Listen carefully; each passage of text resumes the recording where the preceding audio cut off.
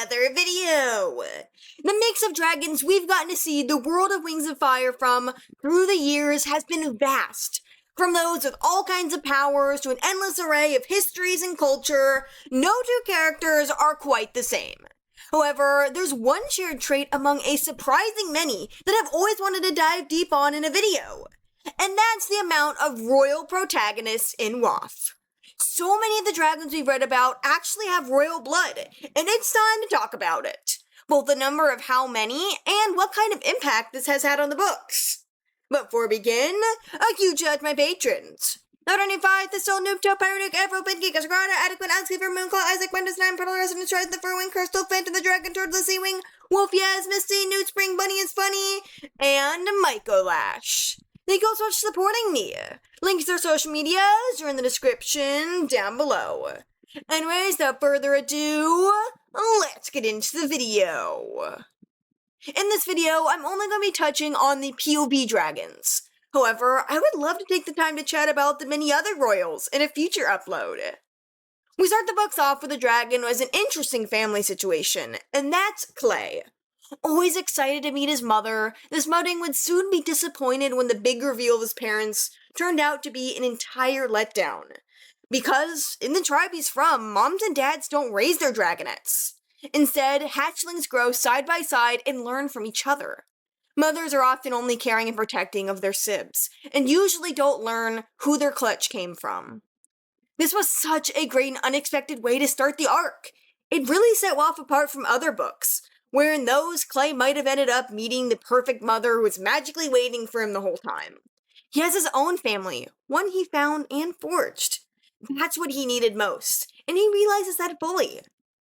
We continue the search for the parents story with Tsunami, who always wondered if she was the lost princess of the Sea Wings. Queen Coral prepared for the day her daughter may return, following all the tragedy that had met her life after her air egg vanished.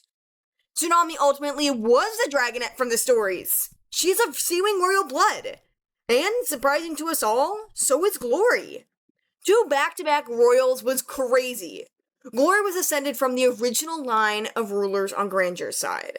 They led the Rainwings very differently in the past before changing to a system of rotating power.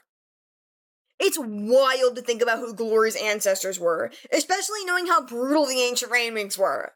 Imagine what her family was doing during the time of Darkstalker, when their reputation was as fierce as ever.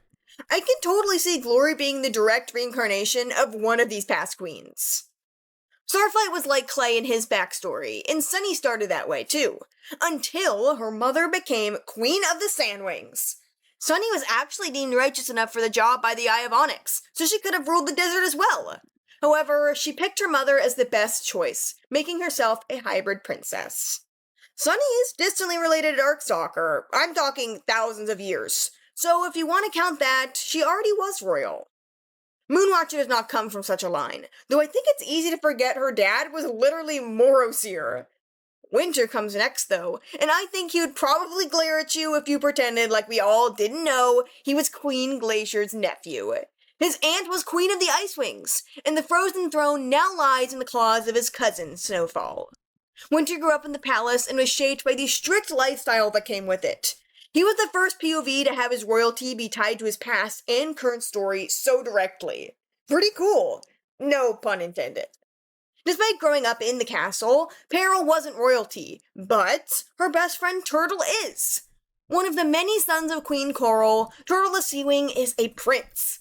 Unfortunately, the ocean princes weren't treated as specially as the princesses due to both the sheer number of them and continental culture. But Turtle still had a pretty good life for a long time in the palace. Keebley spent much of his time alongside the soon-to-be queen, but his parents were both ordinary dragons in terms of such standing. Arc 3 takes a huge pivot from POV royalty, and is mostly due to the fact that Wasp ruled at the time. She was in charge of everything, and only allowed her sisters any ounce of power.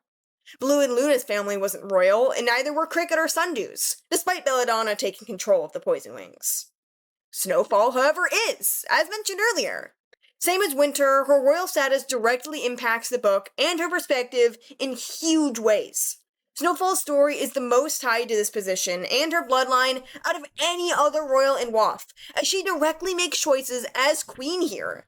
This is our first time getting an entire book from the point of view of an active queen, even if it was a young one.